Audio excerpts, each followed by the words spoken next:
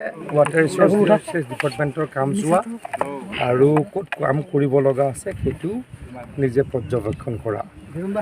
মাননীয় মুখ্যমন্ত্ৰী ডাঙৰীয়াই ইয়ালৈকে আহোঁতে এই সংকোচ ৰিভাৰৰ নদীৰ গৰাখহনীয়াৰ কথা কৈছিলে তেখেতক স্থানীয় ৰাইজে মোক ইয়ালৈকে আহিবলৈ কৈছিলে। বিশেষ অসুবিধাৰ কাৰণে বহুদিন আহিব পৰা নাছিলোঁ। প্ৰমোদ বড়ো ডাঙৰীয়াই প্ৰায় মোক কয় ইয়ালৈকে আহিবলৈ। আজি আহি চালোঁ, নিজে সৰজমিন তদন্ত কৰিলোঁ বুলি যিটো কয়, নিজে চালোঁ। মই কামখিনি কৰিবলৈকে অতি সোনকালে প্ৰচেষ্টা চলাম যাতে এই নদীখনে আৰু আমাৰ ফালে সোমাই আহিব নোৱাৰে।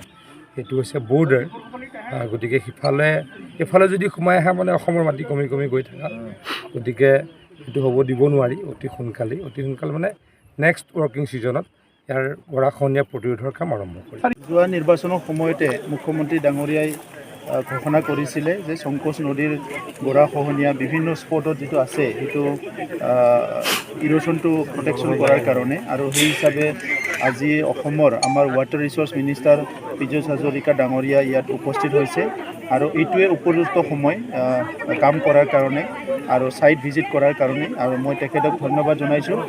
তেখেতে আহি পেলাই আজি আমাৰ অসমৰ একদম পশ্চিম প্ৰান্তত যিটো বৰ্ডাৰ, সেই বৰ্ডাৰত যিটো ইৰোশ্যন হৈ আছে সেইটো প্ৰটেকশ্যন কৰাৰ কাৰণে বহুত বছৰৰ পৰা এটা ৰাইজৰ ডিমাণ্ড আছিলে, কিন্তু সেইটো তেনেকুৱা আজিলৈকে হৈ উঠা নাই।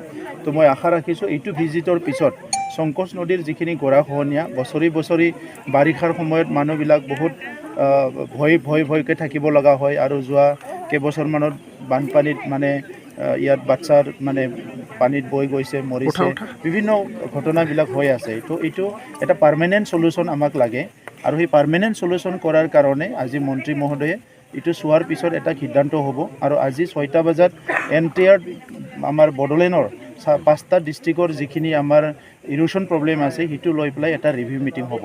চ' আমি ভাল লাগিছে আমাৰ কি এইটো মেইন সময়ত কাম কৰা সময়ত আজি মন্ত্ৰী ডাঙৰীয়া আহি উপস্থিত হৈছে।